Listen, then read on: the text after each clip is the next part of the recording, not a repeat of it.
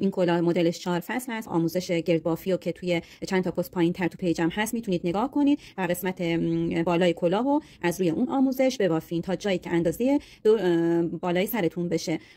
آموزش اندازه‌گیری کف سر کلاه هم تو کپشن براتون نوشتم، حتما نگاه کنید. مرسی که حمایت می‌کنین این پست قشنگو. میریم برای آموزش.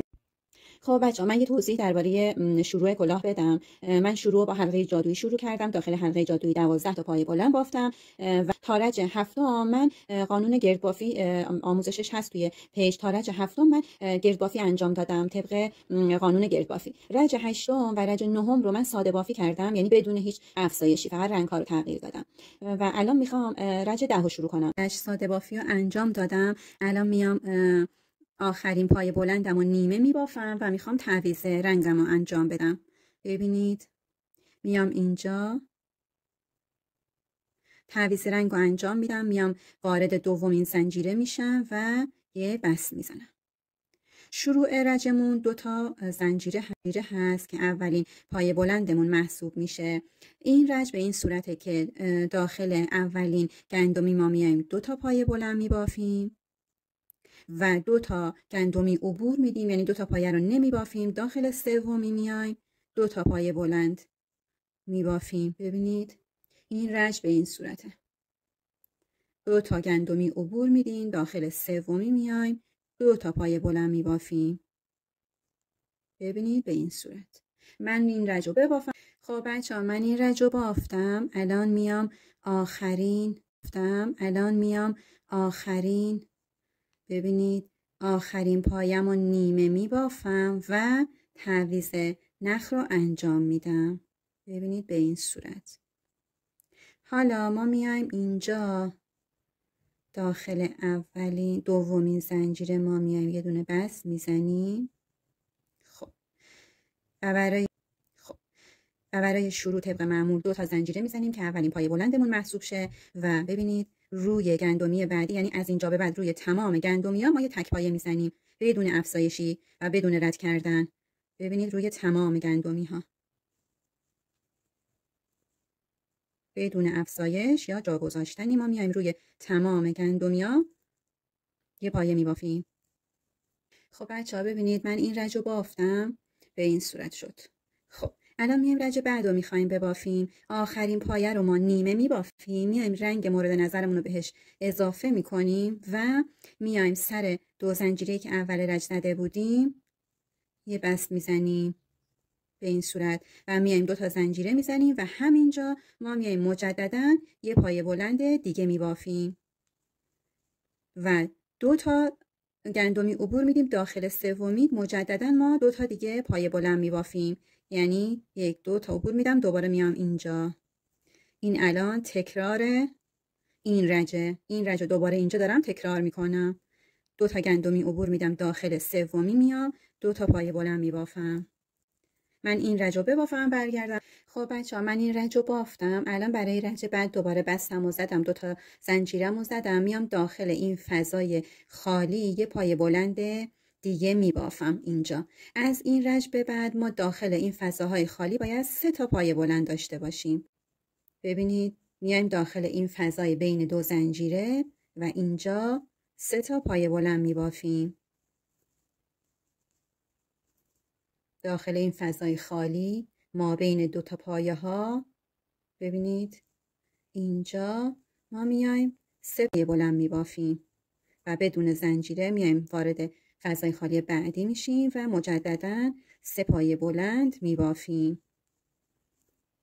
خب این کارو ما 2 رج دیگه تکرار میکنیم، یعنی 2 رج دیگه داخل این فضای خالی ما بین 3 پایه بلندا ما میایم 3 تا پایه بلند دیگه میبافیم. این کارو 2 رج دیگه این رج میبافیم، یعنی کلا باید 3 رج باشه. این رج میبافیم، 2 رج دیگه همین کارو تکرار میکنیم. ما بین این فضای خالی 3 پایه بلندامون میایم اینجا 3 پایه بلند میبافیم. من این رج رو ببافم، 2 رج دیگه هم ببافم، برمیگردم رنگ جدید رو بهش اضافه میکنیم. بعد میایم سر دومین زنجیره‌ای که اول رج میبافیم میایم وارد میشیم و یه بست میزنیم. خب میایم دوباره مجددا 2 تا زنجیره میزنیم که اولین پایه بلندمون محسوب میشه. این رج به این صورته. روی تمام گندمیا ما باید پایه بلند ببافیم. ببینید این فضای ما بین سه پایه است. میایم روی گندمیش وارد میشیم، یه پایه بلند میبافیم، دوباره داخل یعنی روی خود پایه بلند یه پایه بلند دیگه میبافیم، مجددا اینجا یه پایه بلند و مجددا اینجا هم یه پایه بلند. ببینید 3 تا پایه بلند روی این 3 پایه بلند رج قبل و روی گندمی فضای ما بین 3 پایه ها مجددا یه پایه بلند میبافیم.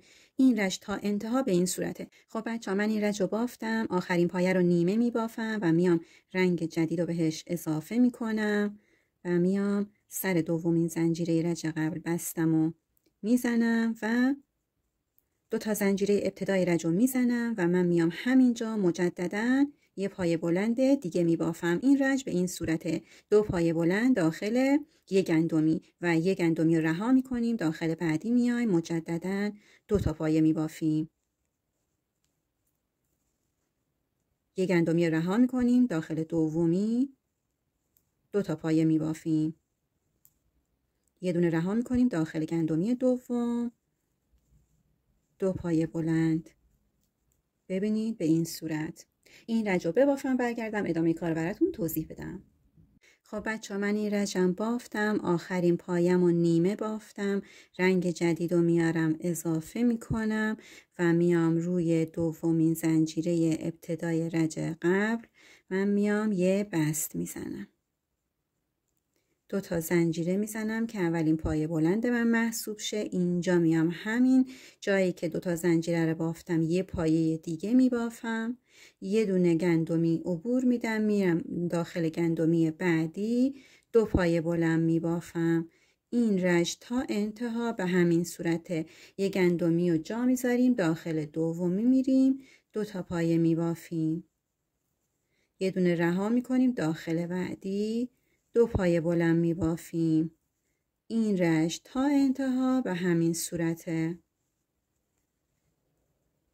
ببینید من این رج رو ببافم برگردم. خب بچه ها این رجم بافتم، آخرین پایه بلندم و نیمه بافتم، رنگم رو میام تغییر میدم کانوامو. خب الان میام مجددا سر دومین زنجیره ابتدای رج قبل وارد میشم و بستم و میزنم و 2 تا زنجیره میزنم. میام همین جایی که بست زدم من یک پایه بلند دیگه میبافم. این رج به این صورته. 2 تا پایه بلند داخل یک گندمی و 3 تا پایه تک میبافیم داخل گندمی های بعدی.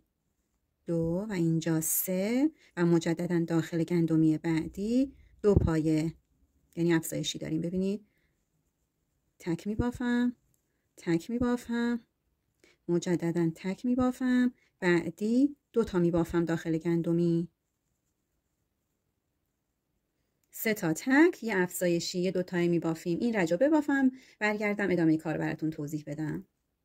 خب بچه ها این رج رو بافتم، طبق معمول آخرین پایه رو نیمه بافتم، میام نخ رنگ جدید رو بهش اضافه میکنم و میام وارد دومین زنجیره ابتدای رج میشم و بستم و میزنم. این رج میام 2 تا زنجیره رو که زدم میام روی تمام گندمیا یه پایه بلند میبافم بدون هیچ افزایشی. این رج آخرمونه.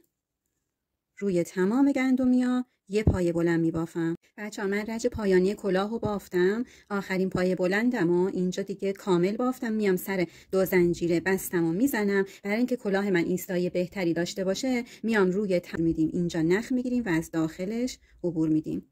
ببینید